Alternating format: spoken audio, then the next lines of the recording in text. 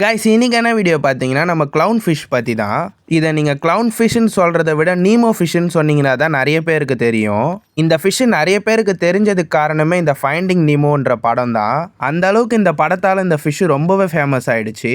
இந்த ஃபிஷ்ஷு பார்க்க ரொம்பவே க்யூட்டாக அழகாக இருக்கிறதால இதை வளர்க்கணும்னு நிறைய பேர் ஆசைப்படுவீங்க. இந்த ஃபிஷ்ஷை நீங்களும் வளர்க்கலாம். கைஸ் இந்த க்ளோன் ஃபிஷ் பார்த்தீங்கன்னா இது ஒரு சீ வாட்டர் கிரியேச்சர், அதனால இதை வளர்க்குறது கொஞ்சம் கஷ்டம். க்ளோன் ஃபிஷ்ஷோட ஃப்ரைஸ்லாம் இப்படி தான் இருக்கும். ஃபஸ்ட்டு எக்கு வைக்கும், அப்புறம் தான் அந்த ஃப்ரைஸ்லாம் பொரிஞ்சு இந்த மாதிரி அழகாக இருக்கும். இந்த ஃபிஷ்ஷோட லைஃப் ஸ்பேன் பார்த்தீங்கன்னா 10 வருஷம் வரைக்கும் வாழும்னு சொல்கிறாங்க.